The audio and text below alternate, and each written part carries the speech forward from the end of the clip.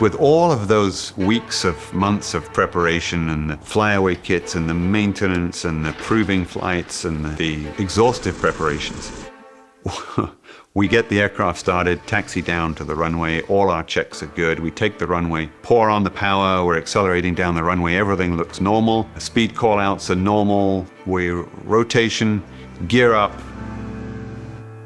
and the right gear wouldn't come up. This is probably just an indication issue. I am landing gear. Am I going to embark upon 50 hours of flying North Atlantic segments with an indication issue? There's no way, absolutely no way that we're going to continue. We're going to have to go back. We're just climbing out of Aurora here with probably 45 or 50 hours of flying ahead of us, right? And we're 3 minutes into the trip and we've got a maintenance issue. I don't think this was an indication of Spirit's reluctance to leave Aurora. I mean, she had been kind of operated on extensively for so long. It would be like a patient getting ready to leave the hospital. She was definitely ready to go. And the indication issues are that the right main gear has not retracted properly for whatever reason. The problem was that when you retract the gear takes quite a long time. So you unlatch the safety latch, you pull the gear handle up, and then you wait and wait and wait for the gear unsafe light to go out and for the pressure to drop to zero. And sometimes you think that it's gotten to zero, but then it has another little bump in it. And all this has to do with pressurizing the gear system with sufficient pressure to keep the gear up and in the wells. And if you should return the gear handle to neutral before it gets all the way up, you'll have a gear unsafe light that doesn't go out. So in this case, there really wasn't anything that was unsafe. It was really more me returning the handle to neutral in anticipation that it should have been up by now, and indeed it wasn't. We can't really see the gear, right? So we know it's come up partially retracted, but there is an indication on the flight deck when the gear is properly retracted, basically a light, an in-transit light goes out. DC-3 short, final low approach only, runway 35 Aurora. So we circled around the field. I was able to contact our maintenance team that was on the ground. Then we flew over the ramp with 2 or 3 of our technicians out there looking, and they confirmed that the right gear doors looked to be only partially retracted. So now we know we've got an issue. All right, we're going back. We're thinking, okay, well, we're not going to screw with the gear here. Let's make sure we can get the gear down. Obviously, we don't want this to become a really major issue, so climb back up to pattern altitude and cycle the gear to the down position. And the gear comes down normally. We get a green light, we look out the window, we can see 2 wheels. So we go on, make a normal landing, roll out, and bring the aircraft back to the ramp. All of that's taken about probably 45 minutes.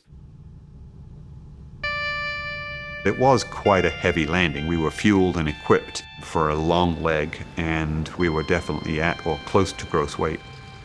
Airplane handled perfectly normally. Immediately went into further troubleshooting. What could we see?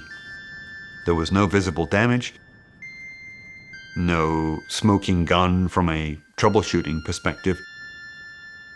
No idea what has caused this issue from visual inspection. So rather than put the aircraft back into the hangar, we bring a pair of jacks out to the aircraft, immediately jack the aircraft up and swing the gear.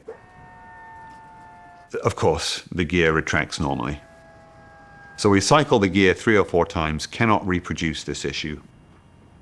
No idea what caused it. So I decide, well, let's just go ahead and re-lubricate everything in the gear system. The latch, the gear doors. Spirit of Douglas is a slightly modified airplane, so it has the standard DC-3 landing gear and the standard retract system, but it has the doors, which are non-standard.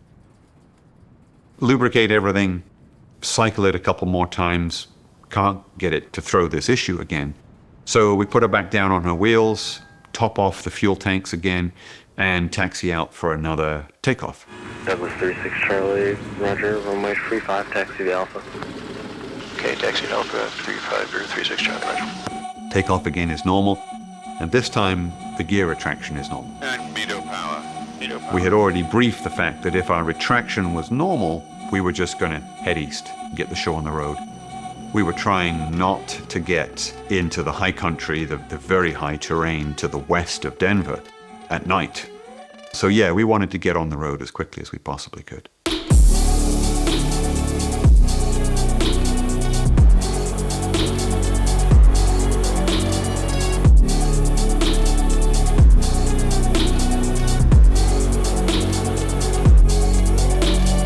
And it was actually quite nice. The weather was really good on the first part of the trip.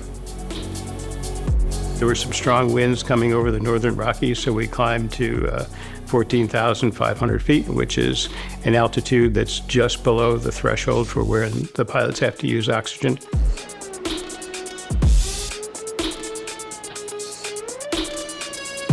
There was a little bit of left of track, right of track, trying to avoid, the cumulus buildup, the turbulence, and ultimately thunderstorms.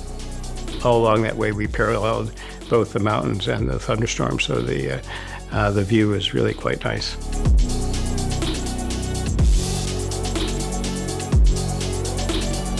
The delay was significant, yes, but not critical, because we were leaving early enough in the day from the West Coast in the hope that we could be on the ground in Denver before a lot of the convective activity.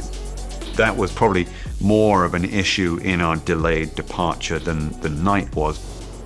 Weather really didn't get bad in Denver until well after we landed anyway, so with respect to the actual conduct of the flight, the delay taking off really didn't have any negative effect. 36 Charlie, traffic 12 o'clock in 4 miles. During the down ahead of you at 6,600 indicated is a Cessna. Sounds like C336 Charlie, Metro Ground, taxi Alpha Romeo 2. It was a beautiful evening actually out there, clear skies with thunderstorms in the mountains to the west. But the sunset, it was a beautiful evening in Rocky Mountain.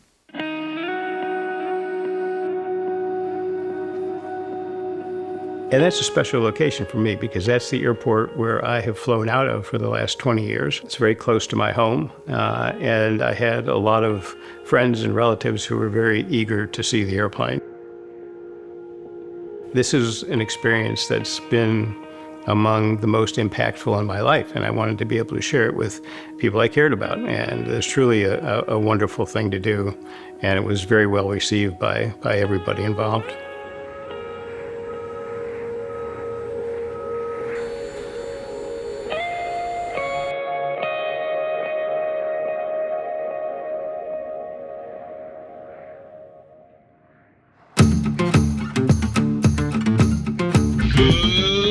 Aviators, it's a beautiful day to fly here in the Mile High City, Denver, Colorado. A few clouds above, a raindrop or two on the windshield, but if you're heading east, well, smooth skies ahead. Now, Denver's not just a stop on the map. Back in the golden age of air travel, United Airlines made it a DC-3 hub. Flying a DC-3 at this altitude takes skill. Pilots came here to train for high-altitude landings, and those engines sure felt it. So if you're flying today, you're not just taking off, you're stepping into history.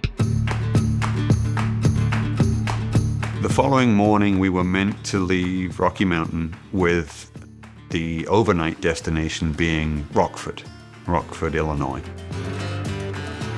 We delayed our departure until about 11 o'clock so that friends and family could come and see the airplane. The FBO in Rocky Mountain had been able to put us in a hangar overnight, which is always peace of mind. So we got the aircraft out of the hangar. Preparations were normal. We took a bunch of fuel on again and then loaded everybody aboard. Very high density altitude in Rocky Mountain. So the crew briefed the takeoff. It was going to be a long ground roll, plenty of runway. But the bigger issue is we're high density altitude with temperature and moisture means that we've got a long takeoff roll, but we've also got likely very poor single engine performance should we experience any kind of engine issue on or shortly after takeoff. So looking at the terrain, solidly briefing what our reaction is going to be in the event of a loss of power on one engine. Is it a left turn? Is it a right turn? Stay away from the high country. Which runway are we coming back to? What are the wind conditions, etc., etc. So a lot of pre-flight planning and briefing goes on with a takeoff like that. Power set. In the end, the takeoff was perfectly normal. Climb out was normal. And we were aware that the route to the Chicago area was going to be, probably fraught with a little bit of convective activity again. We're climbing up to cruise altitude. I think initially we were looking at about 9,500 VFR and starting to pick our way through some of the early buildups. Okay, enter below 7,000 eastbound, turns approved, Roger, 836 Charlie. Below the ceilings, it was good visibility. It was going to be a good flight. So during the flight, everything was proceeding normally. During any flight, you get into the habit of just scanning indications. Engine indications, generator indications. The first thing I noticed was the hydraulic system pressure was indicating 0, which is very unusual and very undesirable.